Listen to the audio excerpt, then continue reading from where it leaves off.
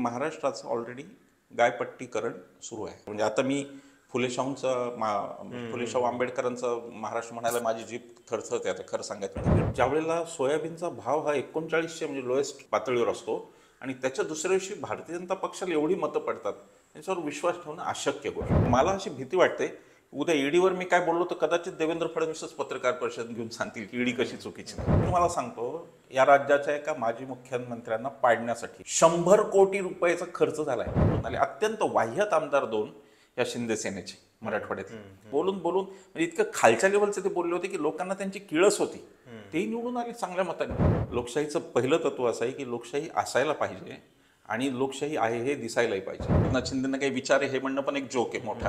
भारतीय जनता पक्षाचे चारित्र्य हे मल्ल्यांनीच आता काढलं, तर काय बोलायचं, तो त्यांना सांगून पळालाय. महाराष्ट्राच्या विधानसभा निवडणुकीला खरं तर आता 7-8 महिने झालेले आहेत, पण तरीसुद्धा ज्या पद्धतीचा निकाल आला त्याच्याबद्दलचे प्रश्न अजूनही संपलेले नाही आहेत. 2 दिवसांपूर्वी देशातल्या अनेक प्रमुख वर्तमानपत्रामध्ये काँग्रेसचे नेते आणि विरोधी पक्षनेते राहुल गांधी यांनी लेख लिहिला आणि निवडणूक कशी चोरली जाते याचं उदाहरण देत त्यांनी महाराष्ट्राच्या विधानसभा निकालावरती प्रश्नचिन्ह उपस्थित केलं. महाराष्ट्रातल्या विधानसभा निकालांमध्ये मॅच फिक्सिंग झालेलं आहे हा त्यांचा ढळढळीत आरोप आहे आणि त्याच्यानंतर आता प्रतिक्रियांची लाट येऊ लागलेली आहे. दुसऱ्याच दिवशी महाराष्ट्राचे मुख्यमंत्री देवेंद्र फडणवीस यांनी सगळ्या वर्तमानपत्रांमध्ये एक लेख लिहिला ज्याचं टायटल होतं की जनता त्यांना नाकारते जे जनादेशाला नाकारतात. आणि असं काय आहे महाराष्ट्राच्या विधानसभा निकालामध्ये दडलेलं की ज्याची चर्चा 7-8 महिन्यानंतर सुद्धा संपत नाही आहे, लोकांच्या मनामधून सुद्धा ती जात नाही आहे आणि त्यामुळे याच्याबद्दल एक सविस्तर चर्चा होणं आवश्यक आहे. राजकीय पक्षांची आरोप प्रत्यारोपाची लढाई तर चालू आहेच, पण सामान्य नागरिक किंवा ज्या सगळ्या लोकांचा लोकशाहीवरती विश्वास आहे त्यांना असं वाटतं की या देशाची व्यवस्था टिकली पाहिजे, निवडणुका येत जात राहतील, पक्ष दुसरे कुणी येतील सत्तेवरतीच, हे सगळं होत राहील, पण निवडणूक नावाच्या यंत्रणेवरचा एक विश्वास जो आहे तो जनतेच्या मनातनं कमी नाही झाला पाहिजे. आणि तो जर कमी झाला, एकदा जर त्याच्याबद्दल प्रश्नचिन्ह निर्माण व्हायला लागले तर मग ही लोकशाही टिकवण्यासाठी गेल्या 70-75 वर्षांपासून ज्या आपल्या सगळ्या महापुरुषांनी कष्ट घेतलेले आहेत त्याच्यावरती खरं तर प्रश्नचिन्ह निर्माण होऊ शकतं. आणि म्हणून हा सगळा प्रश्न जो आहे तो महत्त्वाचा आहे. या संदर्भात बोलण्यासाठी माझ्यासोबत आत्ता सामाजिक कार्यकर्ते डॉक्टर विश्वंभर चौधरी आहेत. निर्भय बनूचं एक मोठं कॅम्पेन त्यांनी लोकसभा निवडणुकीला केलेलं होतं, त्यामुळं त्यांची राजकीय भूमिका त्यांनी त्यावेळी उघडपणे घेतलेली होती, त्यांचं एक स्वतःचं स्पष्टीकरण पण आहे. पण आत्ता आपण बोलताना या निवडणूक यंत्रणेबद्दलचे जे प्रश्न आहेत त्याबद्दल एक सामान्य नागरिक आणि लोकांच्या मनातले जे प्रश्न आहेत त्याच्याबद्दल त्यांना विचारणार आहोत. विश्वंभरजी, 7-8 महिने झाले महाराष्ट्राच्या निकालाला आणि अजूनही त्याच्याबद्दलचं काहीतरी एक रहस्यमय, काहीतरी गुपित्व आणि कवित्व अजून त्याचं चालू आहे. आणि मला गंमत काय वाटली की राहुल गांधींनी त्या लेखामध्ये उल्लेख केला आहे की आम्ही निवडणूक आयोगाच्या सगळ्या कारभाराबद्दल प्रश्नचिन्ह निर्माण करणारी एक पत्रकार परिषद घेतली होती. मला आठवतंय की म्हणजे इलेक्शन कमिशनच्या त्या ग्रुपमध्ये तातडीनं इलेक्शन कमिशनचा रिप्लाय आला होता की ह्याच्याबद्दल आता एक आम्ही सविस्तर उत्तर जे आहे ते तातडीनं लवकरच देऊ. ज्यावेळी पत्रकार परिषद सुरू होती त्याचवेळी इलेक्शन कमिशनचं हे स्पष्टीकरण आलं होतं फेब्रुवारीमध्ये, पण ते डिटेल्ड आकड्यांसह जे काही उत्तर येणं अपेक्षित होतं ते आजतागायत अजूनही आलेलं नाही आहे. आणि दरम्यानच्या काळात पुन्हा राहुल गांधींचा हा लेख आला, त्याच्यावरती पण एक थातुरमातुर उत्तर दिलेलंच आहे. पण हे असं का होतंय याच्या पाठीमागचं जे टायमिंग आहे त्याच्याबद्दल आपण बोलूच, पण तुम्हाला या सगळ्या निकालाबद्दल अजून काय वाटतं आणि हे आत्ता 2 दिवसातलं बघितल्यानंतर? मी निवडणुकीचा निकाल लागला त्या दिवशीपासून मी म्हणतोय, कारण आम्ही लोकसभेची कॅम्पेन केली, विधानसभेची केली होती आणि निवडणूक जे निकाल आले ते इतके अनपेक्षित होते की अजितदादांचा पक्ष जेमतेम 1 खासदारकी मिळवतो आणि त्यांना 41 जागा मिळतात. भारतीय जनता पक्षाने ते सगळे विक्रमच मोडले. राज्यामध्ये प्रचंड अस्वस्थता होते. प्रशांत, मी तुम्हाला एक सांगतो, मी गावातून येतो, ज्यावेळेला सोयाबीनचा भाव हा 3900 म्हणजे लोएस्ट एका त्याच्या पातळीवर असतो आणि त्याच्या दुसऱ्या दिवशी भारतीय जनता पक्षाला एवढी मतं पडतात, याच्यावर विश्वास ठेवणं अशक्य गोष्ट आहे, निव्वळ अशक्य आहे. म्हणजे एक तर म्हणायला लागेल की शेतकऱ्यांना आता आर्थिक प्रश्नाचं काही पडलेलं नाही आणि ते भारतीय जनता पक्षाचे इतके प्रेमात आहेत की, पण एनिवे तो निकाल लागला आणि त्याच्यानंतर जे काही घडलं आणि त्याच्यापासून नाही, 2014च्या नंतरच एकूण विश्वासार्हता निवडणूक यंत्रणेची गमावली त्यांनी. आणि त्याचं पहिलं कारण असं आहे की निवडणुकीची पद्धत म्हणजे नेमणुकीची पद्धत. तुम्ही जर त्या नेमणुकीच्या पद्धतीने सरन्यायाधीश काढले तर तुम्ही इम्पार्शलिटीज काढून टाकली बरोबर. आणि तुम्ही पूर्णतः पार्शल, म्हणजे आता विरोधी पक्षाने तर काही म्हणलं तरी 2 विरुद्ध 1 तो प्रस्ताव. ही निवडणुकीची प्रक्रिया सदोष आहे, ही घटनेच्या विरोधात आहे. हिचा जो बॅलन्स साधायला घटना, जे चेक्स अँड बॅलन्स म्हणते, तो चेक्स अँड बॅलन्स यात कुठलाही नाही. आणि त्यामुळे तिथून यांच्या नियतीला सुरुवात झाली. म्हणजे मूळ निवडणूक कायद्यात केलेले बदल इथपासूनच ती सुरुवात झाली ना. आता निवडणूक आयोग म्हणतो आम्ही अनिष्पक्ष वगैरे, निवडणूक आयोगाने त्याच्यावर काय आक्षेप घेतला? निवडणूक आयोगाला सुद्धा एक स्वायत्त संस्था म्हणून कोर्टात जाण्याची मुभा होती की ही जी निवडणूक कायद्यातली तरतूद केली ही घटनात्मक नाही, असं निवडणूक आयोगाने का नाही केलं? उद्या जर हे समजा एमपीएससीला काही यांनी आणलं तर एमपीएससी कोर्टात जाईल की आम्हाला आमच्या घटनात्मक ह्याच्यानुसार हे घडत नाही, हे यांनी का केलं नाही निवडणूक आयोग? हा प्रश्न खूप महत्वाचा आहे की असं करण्याची गरज मुळात सरकारला का पडली? की जर इतका तुमचा म्हणजे जनाधार मोठा आहे, तुमची लोकप्रियता मोठी आहे, तुमचा म्हणजे लोकशाहीवरती इतका विश्वास आहे की मदर ऑफ डेमोक्रेसी म्हणून तुम्ही गोडवे गाता, तर मग सुप्रीम कोर्टानं घालून दिलेली रचना होती ती की ज्याच्यामध्ये एक सरन्यायाधीश असतील आणि एक पंतप्रधान आणि एलओपी, तर ती बदलाविषयी का वाटते हा प्रश्न. बरोबर. एक्झॅक्टली. म्हणजे इलेक्शन रिफॉर्म्स तुम्हाला उलटे का करायचे? आधी ती पद्धत नव्हती, ती एका ठराविक वर्षानंतर ती आली आणि ती सगळ्यांनी संमत केली होती की लोकशाही पुढे नेण्याचं पाऊल होतं. ते तुम्ही मागे का घेतलं हा मुद्दा आहे. आणि निवडणूक आयोगाची पार्शलिटी, आता सगळेच काही तुमच्यासारखे पत्रकार नसतात किंवा सगळेच काही त्याचे विश्लेषक नसतात, पण सामान्य माणसाला कसं कळतं मी तुम्हाला सांगतो. आम्ही मला वाटतं धाराशिवच्या दौऱ्यावर होतो आणि एका माणसाने साधा प्रश्न विचारला, म्हणे सर बाकी सगळं सोडून द्या, निवडणुकीच्या तारखा भारतीय जनता पक्षाचे नेते कशा ट्विट करतात? सामान्य माणसाला पडलेला प्रश्न आहे. याला काय फार टेक्नॉलॉजी नाही पाहिजे. निवडणुका अमुक अमुक होतील हे आजकाल भारतीय जनता पक्ष ट्विट करतो. पत्रकार परिषद होणारे हे भारतीय जनता पक्ष ट्विट करतो आणि त्यानंतर इलेक्शन कमिशनची पत्रकार परिषद होता. सुद्धा राहुल गांधींचा प्रश्न आयोगाला होता, त्याच्याबद्दलचं क्लॅरिफिकेशन ते तर फारच वेगळं आहे. म्हणजे आता ते तर मला खरं वाटलं होतं की निवडणूक आयुक्त त्याच्यावर लिहितील, पण आता काय झालंय की इतकी सरमिसळ झाली आहे. म्हणजे तुम्हाला मी सांगतो, खास करून या 4 यंत्रणा, निवडणूक आयोग, ईडी, सीबीआय आणि राज्य म्हणजे सरकार, स्टेट ज्याला आपण म्हणतो की काय म्हणू आपण एक्झिक्युटिव्ह जे म्हणतो ते आता इतके एकरूप झालेत की मला अशी भीती वाटते उद्या ईडीवर मी काय बोललो तर कदाचित देवेंद्र फडणवीसच पत्रकार परिषद घेऊन सांगतील की ईडी कशी चुकीची नाही, किंवा मी सीबीआयवर बोललो तर कदाचित देवेंद्र फडणवीस. आता यातही उघडच पडलं की आरोप आयोगावर होतं, तुम्ही का उत्तर देताय? तुम्ही म्हणा की आम्हाला, तुम्ही आयोगाला विचारा, आयोग स्वायत्त आहे असं तुमचं म्हणणं आहे ना. म्हणजे काय होतं की एक कॉम्प्लेक्स या सरकारच्या मधल्या लोकांना आलेला आहे. त्यांनाही माहिती की आपण चूक केलेली आहे आणि तो कॉम्प्लेक्स येतो म्हणून ते त्यांच्या डिफेन्सची जिम्मेदारी स्वतःवर घेतात.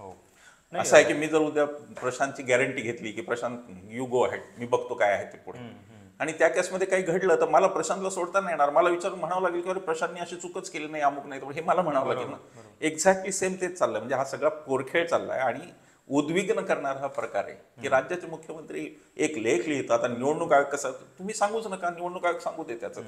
पण हे एकत्र सगळे आहेत म्हणूनच हा मुद्दा. बरोबर. नाही, राहुल गांधींनी जो लेख लिहिलाय त्याच्यातले जे म्हणजे स्टेप बाय स्टेप त्यांनी सांगितलं की कशा पद्धतीनं निवडणूक नावाची यंत्रणा हॅक होते, तर त्याच्यातली पहिली स्टेप होती की एकतर निवडणूक आयुक्तांच्या पॅनलमध्येच तुम्ही अशा पद्धतीनं फेरफार केले. त्याच्यानंतर फार महत्वाचा मुद्दा आहे. बरोबर. विरोधी पक्ष का त्याच्यावर शांत आहे मला अजून नाही कळलं, पण विरोधी पक्षांनी या एका मुद्द्यावर सुद्धा मोठं रान पेटवायला पाहिजे.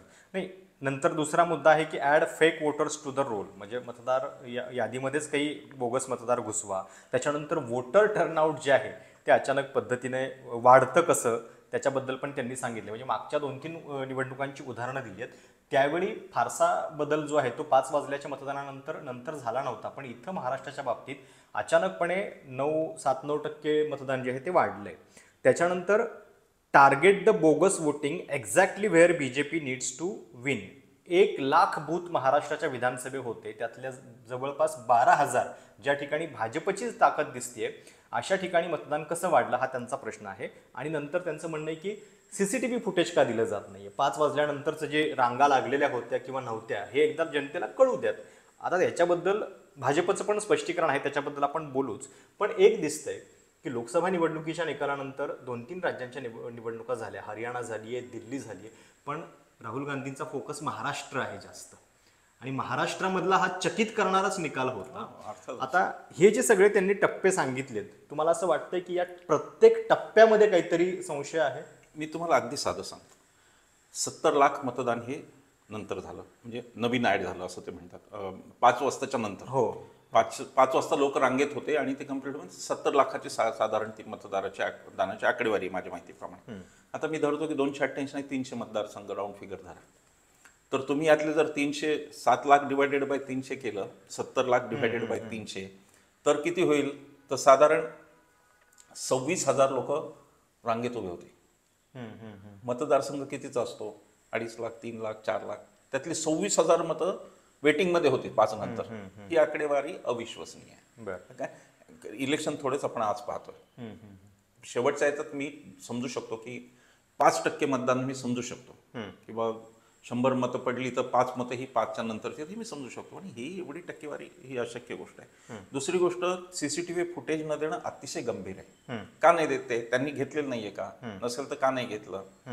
तिसरी गोष्ट प्रशांत, जो राहुल गांधींच्याकडे तो मुद्दा आला की नाही मला माहीत, आता आठवत नाही मला, पण निवडणूक आयोगाने कोणाला पैशावरून नोटीस दिली का? पैसे वाटप याच्यावर नोटीस दिली का? मी तुम्हाला सांगतो, या राज्याच्या एका माजी मुख्यमंत्र्यांना पाडण्यासाठी 100 कोटी रुपयाचा खर्च झालाय. मी हे जबाबदारीने विधान करतो. मी नाव पण तुम्हाला मी खाजगीत सांगेन, उघड नाही सांगणार, कारण त्याला काही पुरावे नसतात कोणी कसे. 100 कोटीचा खर्च जर एका माजी मुख्यमंत्र्याला पाडायला होत असेल, ही रचना काय होती? बरं ते सोडा, हे तर मी म्हणतो की हे ब्लॅकमध्ये असेल, त्याला कोण काय करणार. निवडणूक आयोगाने एका प्रश्नाने एक तर निवडणूक आयोगाने निवडणूक संशयास्पदरित्या लांबवली. काही कारण नव्हतं. कोणती निवडणूक आयोगाकडे काय कारण आहे महाराष्ट्राची निवडणूक लांबवण्याचं? तुम्हाला फक्त ती बहीण योजना, लाडकी बहीण योजना पुढे न्यायची होती. म्हणजे तुम्ही त्यात पार्टी होता का? हा माझा निवडणूक आयोगाला प्रश्न आहे ना. तुम्हाला कोणी सांगितलं होतं का की 2 महिने ही योजना चालू द्या, लोकांच्या खात्यात पैसे जाऊ द्या, मग हे एक. दुसरं, निवडणूक आयोगाच्या औचित्यामध्ये निवडणूक आयोगाला औचित्याचा एक प्रश्न यांना विचारता आला असता की ही योजना वोट फॉर कॅश आहे का? आता त्या योजनेचे 12 वाजले, 3:13 आणि ती त्यासाठीच होती. तुम्ही एक प्रश्न नाही विचारत. तुम्ही मध्य प्रदेशात प्रश्न विचारत नाही. तुम्ही भारतीय जनता पक्षाच्या राज्यातील एकही प्रश्न नाही विचारत की ही कॅश, वोट फॉर कॅश आहे का? हा करप्शन आहे ना. म्हणजे असं गव्हर्नमेंटनी केलेलं करप्शन असं त्याला म्हणू शकलं असतं निवडणूक आयोग की हे करप्ट आहे, दिस इज करप्शन प्रॅक्टिस. हे नाही म्हणू शकला निवडणूक आयोग. त्या अर्थी निवडणूक आयोगाबद्दल संशय होणं स्वाभाविक आहे. आणि मला एक प्रश्न, त्याच्या पुढचा प्रश्न, मी आता तुम्हाला सांगत होतो की जर्मनीमध्ये एकाच माणसाने फक्त कोर्टात याचिका केली होती, आणि त्या याचिकेवर जर्मनीतले ईव्हीएम बंद झाले. त्याचं कारण त्या जजनी असं म्हणलं होतं की एका जरी माणसाला संशय असेल तरी लोकशाही तो चालू शकत नाही. तुम्ही तर रामाचं नाव घेता, रामाने ते एकाच माणसाला संशय घेतला म्हणून सीतेला पार अग्निदेव करायला लावलं. मग ही कोणती पद्धत आहे? निवडणूक आयोगाला बॅलेट पेपरवर निवडणुका का शक्य नाही हे त्यांनी सांगावं लोकांना. बरोबर. आणि मी तर म्हणतो विरोधी पक्षांनी याच्यावरच आता देशव्यापी आंदोलन उभारण्याची वेळ आलेली आहे की निवडणुका काही झालं तरी बॅलेट पेपरवर करा. मी पुन्हा सांगतो, ईव्हीएम तुमचं सद्गुणी असेल पण लोकांचा त्याच्यावर विश्वास नाहीये. भले तुम्ही तांत्रिकदृष्ट्या फार उत्तम असेल ते तुम्ही पटवून द्या, पण हे जे आरोप होत आहेत सगळे, त्याच्याबद्दल काउंटर जेव्हा केलं जाते तेव्हा आता म्हणजे देवेंद्र फडणवीसांनी पण तो मुद्दा लिहिलाय. त्यांचं म्हणणं आहे की तुम्ही जिंकलं ते का लपवता? म्हणजे लोकसभा निवडणुकीमध्ये तुम्हाला यश मिळालं, तिथं पण आकडेवारी जी आहे ती वाढलेलीच होती, तर तेव्हा तुमच्या मनामध्ये हा प्रश्न नाही आला. दुसरं त्यांचं म्हणणं आहे की तुम्ही सोयीची उदाहरणं देता. तर आता त्यांनी अगदी सविस्तर लिहिलं आहे की केवळ 85 मतदारसंघामध्ये 12,000 मतदान केंद्रांवर वाढीव मतदारांची संख्या होती आणि यापैकी बहुतेक जागा एनडीएच्या पारड्यात गेला, असं राहुल गांधींचं म्हणणं आहे. आता त्यांनी गणित देत आहेत बघा की सायंकाळी 6 नंतर झालेलं मतदान हे 17 लाख आहे आणि दिवसभराच्या मतदानाच्या सरासरीनुसार 1,427 मतदान केंद्रावर प्रति मिनिट 97,103 इतके मतदान झालेले आहेत. त्यामुळे जे सायंकाळचं मतदान झालंय त्याच्यासाठी अतिरिक्त वेळ हा केवळ 18 मिनिटं 23 सेकंद इतका आहे. आता हे ॲव्हरेजिंग म्हणजे तुम्हाला लग्न करायचं आहे आणि त्यासाठी 24 वर्षाची मुलगी पाहिजे, तर एक तुम्ही 12 वर्षाची आणि दुसरी 12 वर्षाची, असं ॲव्हरेजिंग आहे. मला काही त्यात म्हणजे त्या लॉजिकलाच काही मला म्हणजे त्यानिमित्ताने देवेंद्रजींनी खूप अभ्यास केलेला दिसतो मला असं वाटतं निवडणूक आयोगाला कसं वाचवायचं याचं, त्यामुळे ती आकडेवारी अभ्यासातून आलेली असेल. पण अशा आकडेवारीला फारसा अर्थ नसतो. मूळ मुद्दा एवढाच आहे की इन प्रिन्सिपल काय झालं, इन प्रिन्सिपल किती लोक होते जे रांगेत होते आणि ते का घेतले. इन प्रिन्सिपल निवडणूक, जो मगाशीचा महत्वाचा मुद्दा सुटला तो माझ्या डोक्यात की निवडणूक याद्या हा कळीचा मुद्दा आहे. मी स्वतः त्याचं हे साक्षीदार आहे. मला लोकसभेला मतदान नाही करता आलं. मला लोकसभेला मतदार यादीत माझं माझ्या बायकोचंच नाव होतं, बाकी सगळे शेजारी पाजारांची नाव होती. तर याला काय म्हणायचं? म्हणजे माझं नाव डेलिब्रेटली केलं एवढं काय मी मोठा माणूस नाही, म्हणजे मी काय असं ते करून स्वतःकडे प्रसिद्धी अंगावर घ्यायचा माझा प्रश्न नाही. पण प्रश्न तुमच्या व्यवस्थेतला त्रुटीचा आहे. की तुमच्या व्यवस्थेतल्या त्रुटी अशा आहेत की तुमच्या मतदार याद्या ह्याच संशयास्पद आहेत पहिल्यांदा. मग लोकांना वाढण्याची शंका आली, त्याच्यात काय चूक आहे? जर तुम्ही मतदान वाढवलं असं लोक म्हणजे, आणि देवेंद्रजींचं हे म्हणणे की त्या इलेक्शनमध्ये कसं पडलं, तर चोरी आज होऊ शकते ना सुरू.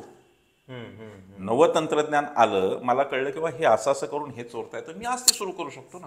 त्याला काय अर्थ? म्हणजे 47 साली का नाही बोलला, त्याला काय अर्थ नाही. ते तुम्हाला तंत्रज्ञान तुम्हाला हातात आलं, तुम्हाला ते कळलं, याद्या कशा मॅनिप्युलेट करायच्या ते कळल्या, आणि त्या तुम्ही विधानसभेला केलं. लोकसभेला त्या तुम्ही करू शकले नाही, तेव्हा तुमच्याकडे ती टेक्नॉलॉजी नव्हती असं म्हणून. बरोबर. ज्या पद्धतीचं यश, हे काही राजकीय नाही की कोणीतरी कोणावर तरी जेलस वगैरे असं काही नाही आहे. तुम्ही साधा जर तुम्ही लक्षात घेतले 31 जागा महाविकास आघाडीला मिळतात लोकसभेला, आणि जयंत पाटील बेअरली काही मार्जिनी निवडून येतात, पृथ्वीराज चव्हाण पडतात, बाळासाहेब आपले थोरात पडतात. काय झालं होतं नेमकं? असं काय बिघडलं होतं राज्यात यांच्या विरुद्ध किंवा यांच्या विरुद्ध? बरं, ते सत्य ते नव्हते, अँटी इन्कम्बन्सी पण त्याला म्हणतात नाही. नेमकं काय घडलं याचं कोणतंही राजकीय समर्पण, आणि नाही ते लोक निवडून आले. अत्यंत वाह्यात आमदार 2 या शिंदे सेनेचे मराठवाड्यातले, जे की बोलून, आता मी नावं नाही घेत त्यांची, बोलून म्हणजे इतकं खालच्या लेवलचे ते बोलले होते की लोकांना त्यांची किळस होती. तेही निवडून आले चांगल्या मतांनी. शेवटी जनमत म्हणून काही आहे की नाही का? लोक विचारच करत नाहीत. लोक अशा अवस्थेला पोहोचलेत की विचारच करत नाहीत आणि पैसे घेऊन मतदान असंही म्हणतायत. बरोबर. त्यामुळे मला असं वाटतं आता यावेळी हा लेख लिहिण्याचा म्हणजे उद्देश काय असू शकतो? आता साध्य काय होणार आहे? आता सरकार तर बसलंय तिथे, ते निर्णय घ्यायला लागलेला आहे. राहुल गांधींना, मला असं वाटतं की राहुल गांधी त्याच्यावर आता जनमत संग्रहित करत आहे. राहुल गांधीचं हे मॉडेल आता लक्षात आलेले काय ते. निवडणुकीच्या बाबतीत काँग्रेसनी सुद्धा कधीतरी विरोध केलेला ईव्हीएमचा. काँग्रेसच्या वेळेला यांनी पण विरोध केला आणि ते बरोबर झालेलं सगळं, त्यामुळे तो नाही. पण आता एक भान यांना येत आहे विरोधी पक्षाला. मी हे चांगलं लक्षण समजतो. आमच्यासारखे अनेक जण ही निवडणूक झाले बोलले होते, पण कोणी त्याला सिरियसली फार घेतलं नाही. माझं म्हणणं असं होतं की विधानसभाच्या निवडणूक झाल्याच्या दुसऱ्या दिवशी महाविकास आघाडीने पत्रकार परिषद घ्यायला पाहिजे, ईव्हीएमवर बोलायला पाहिजे होतं. हे जनतेपुढे न्यावे लागतील ना मुद्दे. शेवटी हे मुद्दे तुमच्या माझ्या चर्चा होऊन उपयोग नाही, हे लोकांना समजून सांगा. बरं, लोक म्हणतायत ना, आता तुम्हाला उदाहरण सांगतो. जयंत पाटलांच्या मतदारसंघातलं एक गाव आहे, त्या गावामध्ये त्यांना आत्तापर्यंत 6 इलेक्शन मागच्या त्यांना 1800 ते 2000 मतं पडलेली आहेत. बरोबर. त्याच्या 1800च्या कमी होत नाही, 2000 जास्त गाव आहे त्यांच्यामध्ये. त्यांना 400-450 मते त्यावेळेला काहीतरी 404. मग आता तिथल्या लोकांचे अफिडेव्हिट केले पाहिजे आपण की हो आम्ही दिलंय ना मत, आणि ते कुठे गेलं हे दिलं पाहिजे आपण. पण विरोधी पक्षांनी समाव त्यात नंतर थोडा विरोधी पक्षांचा पेच असा असतो की लोक त्यांना म्हणतात तुम्ही हारलात म्हणून बोलताय, असं पण होतं. पण त्या कॉम्प्लेक्सहून बाहेर यायला पाहिजे. लोक काय म्हणतील तुम्ही हारलाय, तर ते ट्रोलिंग करणारच आहेत. आपल्याला त्या माणसाला ऍड्रेस करायचं जो प्रामाणिक मतदाता आहे, आणि ज्यांनी मत देऊन त्याची फसवणूक झाली त्याला आपण ऍड्रेस करायचं. आणि सगळ्यात महत्वाचं म्हणजे आता राज्यातल्या महत्वाच्या निवडणुका ज्या इतक्या वर्ष रखडलेल्या आहेत, स्थानिक स्वराज्य संस्थेच्या, त्या येत आहेत. तिथे नेमकी काय यंत्रणा राबवली जाणार? तिथे हीच यंत्रणा, हीच यादी. माझ्या माहितीप्रमाणे आसिम निकाल का परवा पत्रकार परिषद घेतली होती आणि आसिमने मागणी केली की याद्या अद्ययावत करा आता. ही महत्वाची मागणी आहे की तुमच्या मतदार याद्या आत्ता निवडणुकीच्या आधी करा, आता वेळ आहे तर. नाही तर काय करायचं, दर निवडणुकीला तसं ढकलून द्यायचं, वाढीव घेत राहायचं. डिलीट झालेले कुठे आहेत? म्हणजे आता एक तर असा सेन्स, आता खरं आपल्याकडे सेन्सस झाली नाही, आता होईल. सेन्सस आणि मतदारांची संख्या भारतातली कधीच जुळणार नाही असं मला वाटतं. कारण ते बोगसगिरी इतकी आहे, आणि डिलीट झाले ते काढलेले नाहीत, आणि जे नवीन आले ते वेगवेगळ्या नावाने एकाच आधार कार्डवर 16 मतदारांच्या नोंदणीचे पण प्रकार आहेत. हे आपण आता पाहिले. याला निवडणूक आयोग का नाही बोलत? माझं म्हणणं ते राजकीय पक्ष जाऊ द्या, ते काँग्रेस विरुद्ध भाजपा गेलं सगळं, ते जाऊ द्या, सोडून द्या. तुम्ही आम्हाला उत्तरदायी आहे की नाही? भारतीय जनतेला तुम्ही उत्तरदायी आहे की नाही? निवडणूक आयुक्त आमचा पगार घेत आहेत की नाही? ती स्वायत्त संस्था आहे, पण ती आमच्यापेक्षा वरची संस्था नाही आहे. निवडणूक आयोगाने ऍब्सोल्युटली, निवडणूक आयोग ज्या पद्धतीची भाषा वापरते त्यांच्या आजच्या खुलाशामध्ये, ती अजिबात नाहीये. तुम्ही नोकर आहात आणि तुम्हाला मालकाला पण ना, म्हणजे अशी फक्त शब्द जंजाळ आहे त्याच्यामध्ये. फॅक्च्युअल समजा की एखादी गोष्ट सांगितली तर त्याला आकड्याचं उत्तर, कंटेंट काय असं काही नाहीये. मी तर त्याच्या पुढे म्हणतो, निवडणूक आयोगाने डिफेमेशन करावे राहुल गांधींच्या विरोधात, करा अब्रू नुकसानीचा दावा, बघू काय कसं काय होईल पुढे, ते करा ना तुम्ही. पण ते लिपापोती चाललेली आहे. ज्या प्रकारचे लोक येत आहेत ना तिथे, तेच लोक सगळं काय सांगतायत. त्यांचं एक स्पष्टीकरण असं असतं की मतदार याद्यांच्या बद्दल तुमच्या मनात जे प्रश्न आहेत त्यातल्या प्रत्येक टप्प्यावरती आम्ही सगळ्या राजकीय पक्षांना इन्व्हॉल्व्ह करतो. इन्व्हॉल्व्ह करतो म्हणजे काय करतो? इन्व्हॉल्व्ह करतो म्हणजे काय? तुम्ही एक छापता किंवा हे सगळे बघून घ्या म्हणून काय? आता म्हणजे परिस्थिती इतकी वाईट आहे. मला काही काळ थोडाफार निवडणूक आयोगाबरोबर महाराष्ट्राच्या काम करायला मिळालं. सहारिया त्यावेळेला होते, JS सहारिया होते, आणि आपले पळशीकर सर पण होते त्यामध्ये, आम्ही थोडंफार काम ट्रान्सपरन्सीच्या दृष्टीने केलं. पण त्याच्यानंतर काही ट्रान्सपरन्सी हा त्यांचा मुद्दाच नाही राहिलेला. निवडणूक आयोगाला असं अजिबातच वाटत नाही की जाहिराती कशा येतात, तुम्ही टीव्हीच्या जाहिराती बंद का नाही करत? टीव्हीवर तर मतदाना दिवशीपर्यंत जाहिरात तुम्ही करा ना बंद. सेशननी केलं तेवढंच थांबायचं का सेशनच्या पुढे जायचं? सेशनच्या काळात टीव्ही नव्हता. निवडणूक सुधारणामध्ये या बेसिक गोष्टी खूप बेसिक गोष्टी आहेत. निवडणूक सुधारणा हा अत्यंत प्राधान्याने घ्यायचा विषय आजचा. अनफॉर्च्युनेटली दुर्दैवाने विरोधी पक्षालाच ते कळत नाहीये आणि आमच्यासारखे बोलून उपयोग नाही. भाजपला असं वाटतं की वन नेशन वन इलेक्शन हीच एकमेव सुधारणा आणि आपण भारतीय जनता पक्षाला बोलायलाच नाही पाहिजे. आपण मुळावर घाव घालायला पाहिजे. ज्या दिवशी विरोधी पक्ष 5 लाखाचा मोर्चा काढून दाखवतील निवडणूक आयोगाच्या ऑफिसवर शांततामय मार्गाने, त्यावेळेला निवडणूक आयोगाच्या लक्षात येईल की नाही लोक आपल्याला आता विचारायला लागलेत प्रश्न. ते येत नाही तोपर्यंत हे असंच चालेल. बरोबर. मग आयोगाने क्रेडिबिलिटी गमावलेली आहे का? तर 100%. म्हणजे त्या सर्व्हेमध्ये पण दिसत होतं की ज्या CSDSचे सर्व्हे आलेले होते, अनेक मतदारांचा विश्वास जो आहे तो आता आयोगावरती उरलेला नाही.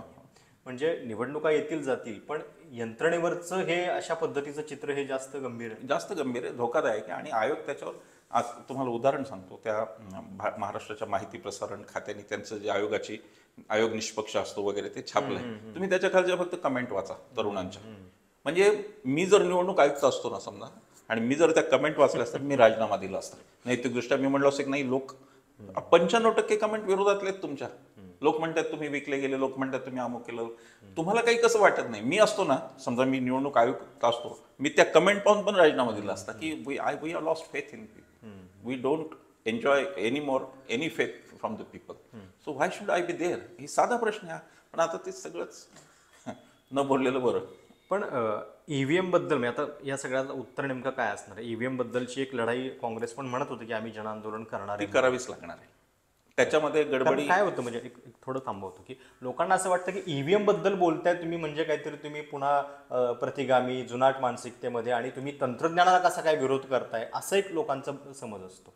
तंत्रज्ञानाच्या स्वतःच्या मर्यादा असतात आणि त्या मर्यादा लोकशाही ही 0% संशयावर चालणारी व्यवस्था असावी लागते. लोकशाहीचं पहिलं तत्व असं आहे की लोकशाही असायला पाहिजे आणि लोकशाही आहे हे दिसायलाही पाहिजे.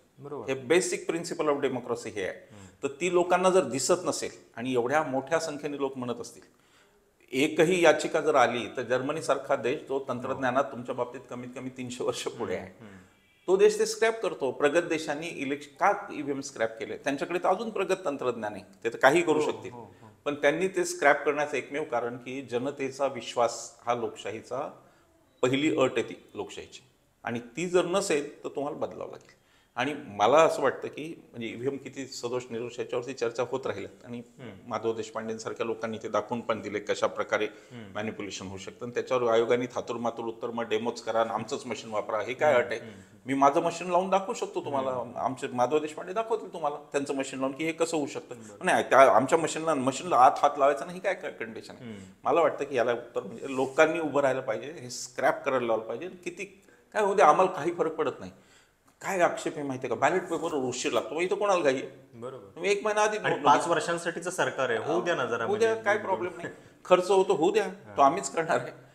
आम्ही काही खर्चाला म्हणत नाही ना, जनता थोडीच म्हणते की नाही खर्च नाही करायचा. खर्च होऊ दे. यांना बॅलेट पेपर ज्या दिवशी येतील ना, तुम्हाला खरं चित्र त्या दिवशी दिसेल. बरोबर. आणि बोगस मतदार नोंदणी वगैरे, मुस्लिम वस्त्यांमधून मतदान कशी कापली गेली सगळ्या समोर आले लोकांच्या. हे काय असं नाही जे फेवरेबल नाही सत्ताधारी पक्षाला तिथे प्रचंड मतसंख्या गाळली, मतदारांची नावं गाळली, सगळे प्रयोग झालेले असं काही.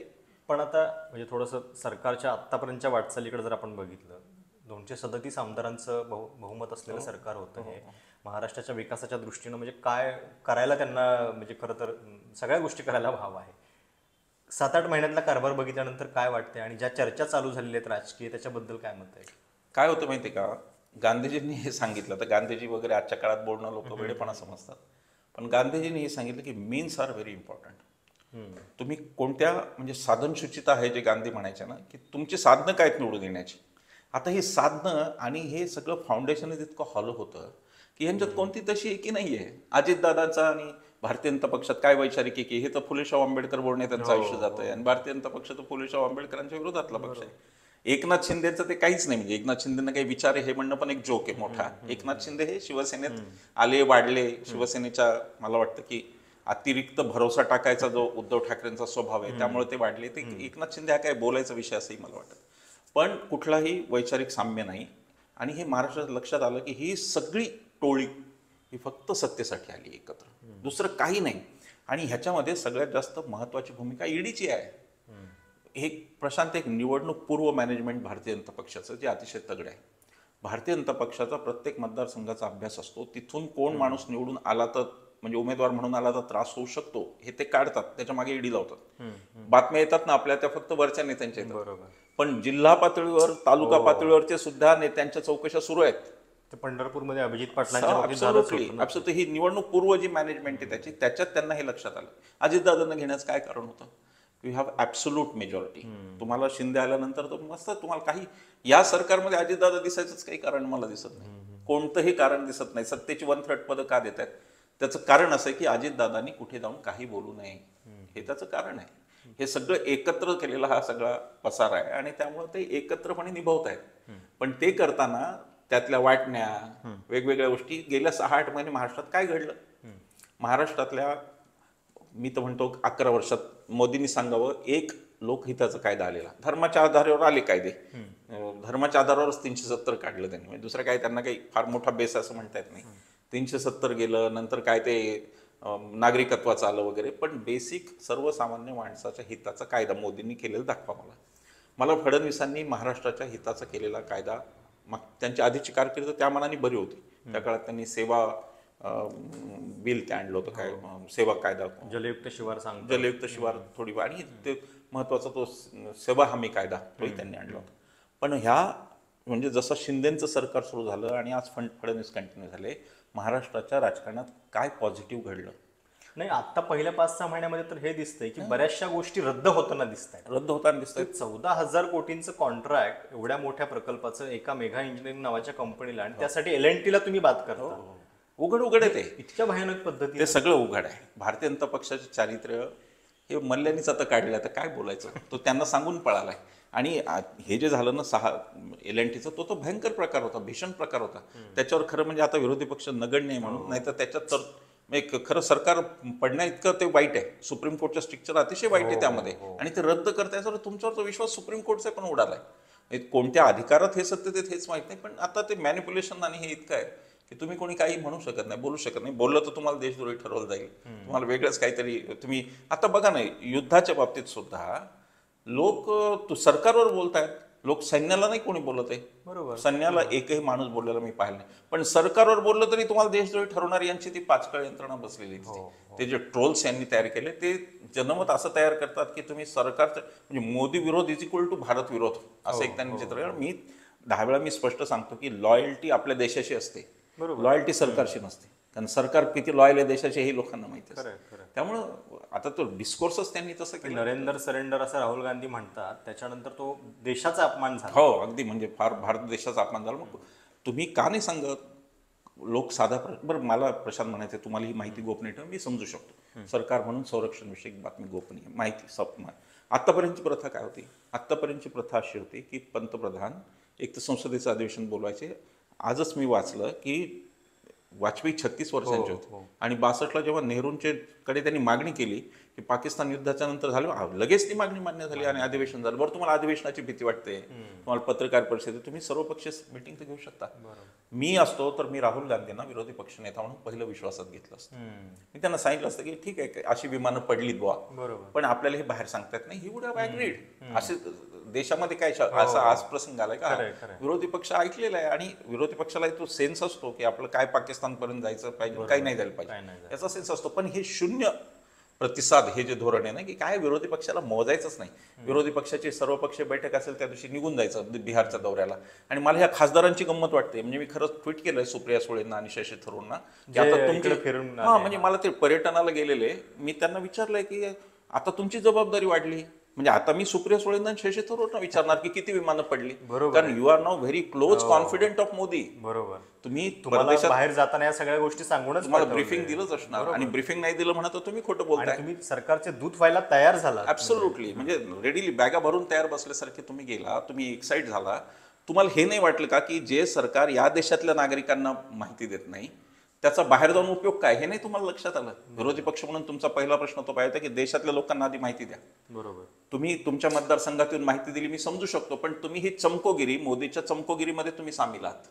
आणि त्या चमकोगिरीसाठी तुम्ही आता ते श्रीकांत शिंदे काँगो नावाच्या देशाला गेले, तर ते काँगो नावाच्या देशाचं रेकॉर्ड पाहिलं ना, काल अमेरिकेने त्यांचं म्हणजे त्यांच्यावर व्हिसावरच बंदी आहे. अमेरिकेत लोक त्यांना व्हिसा पण देत नाही. सिएरा लिओन नावाचा पण काय लिओन, मला तो पहिल्यांदा कळला, मला माहित नव्हता, म्हणजे माझा अज्ञान आहे भौगोलिक, मला माहिती नव्हता.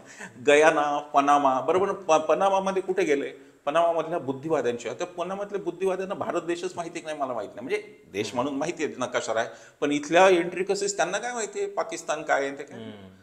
इट्स ऑल, म्हणजे काय मला बोलावं काय कळे ना, की विरोधी पक्ष इतका म्हणजे ते मोहरून आले मोदींनी बोलवल्यावर. शशी थरूर तर जाण्याच्याच वाटेवर आहे, ते जातील, पण विरोधी पक्षांनी कधी मोहरून यायचं आणि कधी सरकारला खडे प्रश्न विचारायचे, हा मुद्दा आहे ना. मी राहुल गांधीला मार्क देईल त्या बाबतीत.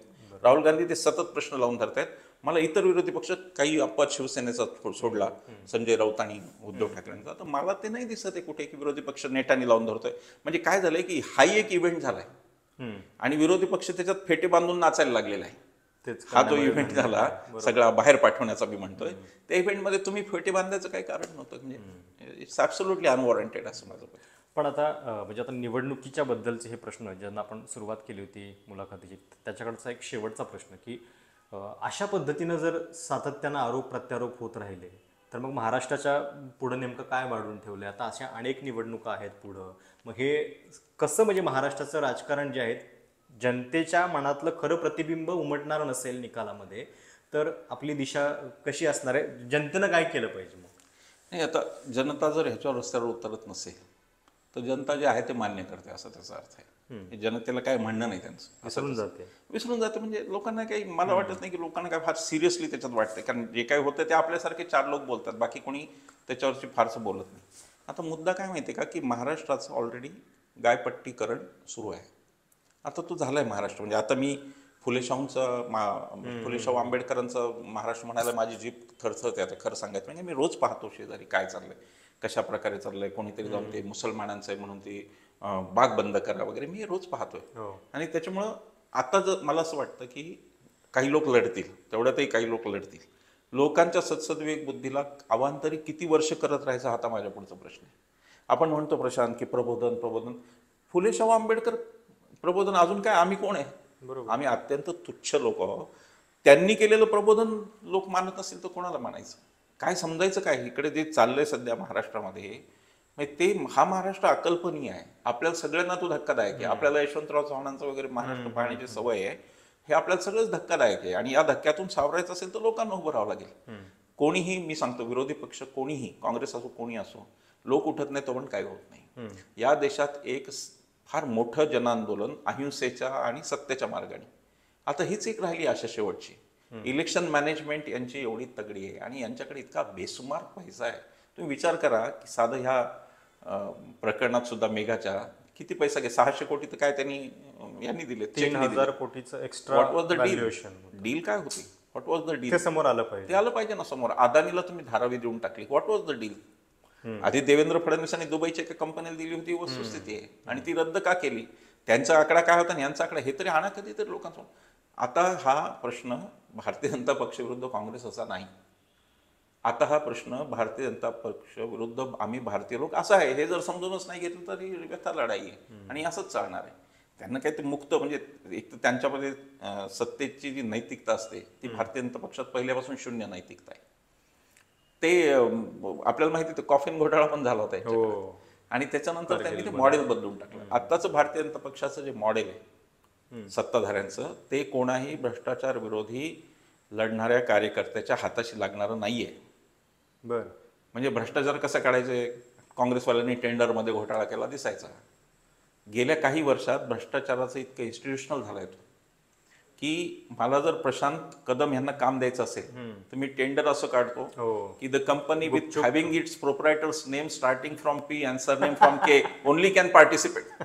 इतकं गेलंय ते आता, अशी भाषा असू शकते. ऍब्सोल्युटली. आणि म्हणून हे जे अदानीकरण व्यवस्थेचं सगळं झालं ना, याला काय बरोबर. कोण कसं बोलणार आहे, कसं पाहणार आणि कोणाकडे पाहायचं प्रश्न. मला माध्यमाचा तुम्ही वॉशिंग्टन पोस्ट काल वाचला असेल, हा खरा आजचा आपला विषय नाही, पण हे भागीदार आहेत त्याच्यात. खरंय. त्यांनी एबीपीचं नाव स्पष्ट घेतलंय, त्यांनी झी न्यूजचं नाव घेतलंय, त्यांनी एनडीटीव्हीचं घेतलंय आणि हे म्हणतात की ही ह्यांचं आणि बाकीच्या पण नाव आहे कोण काय ते नव भारत आणि टाइम्स नाव ते आहे कोण, की हे लोक पाकिस्तानची शहरं पडली म्हणून सांगत होते. कोणीतरी म्हणत होतं पाकिस्तानचा पंतप्रधान बंकरमध्ये लपला, बंकरमध्ये आहे, कराची बंदर ताब्यात घेतलेलं. कोणीतरी म्हणलं की शरण आला. हे काय चाललंय? हे नेक्सस आहे. हे माध्यम यंत्रणा, सरकारी यंत्रणा, सरकार पक्ष या सगळ्यांचा हा नेक्सस आहे. हा नेक्सस लोकांना स्वतःला उभं राहून तोडावा लागेल. हा नेक्सस लोकांनी आणीबाणीच्या वेळी तोडलेला आहे. बरोबर. आता तुम्हाला ही लढाई न्यायालयीन वगैरे काही नाही, शांततामय मार्गाने कुठला हिंसाचार न करता लाखोंच्या संख्येने रस्त्यावर जमून निदर्शनं करणे शांततेत आणि यांच्या यंत्रणांना ईडीच्या वर लोकांनी शांततेत मोर्चा काढला पाहिजे. ईडीला विचारलं पाहिजे तुम्ही आमचे नोकर आहात की सत्ताधाऱ्यांचे नोकर. बरोबर. प्रफुल्ल पटेल कसे सुटले? ईडीला कोणी आन्सरेबल आहे का नाही ईडी आम्हाला, की तुम्ही एक पकडता आणि माणूस सोडता कसा, आणि सोडलेली माणसं मंत्रिमंडळात कशी येतात आरामात? हे लोकांचं आता मला वाटत नाही की कोणताही राजकीय पक्ष याची ताकद आहे याला करण्याची. याला मंत्रिमंडळामध्ये परत येणं हा थोडा मोठा काय म्हणजे काही संगतीच लागत नाही त्याची. तुम्हीच आरोप केले, फडणवीसांनी तर आरोप केले सगळेच असते त्यांच्या शेजारी. मध्ये एक फोटो पण राज ठाकरेंनी मला म्हणजे फार हॉरिबल महाराष्ट्राचं आजचं राजकीय चारित्र्य दाखवणारा तो फोटो आहे. फडणवीस विरोधी पक्षात होते, आम्ही त्यांना ओळखतो तेव्हापासून. फडणवीस विधानसभेत आवाज उठवायचे, अतिशय चांगला आवाज उठवायचे.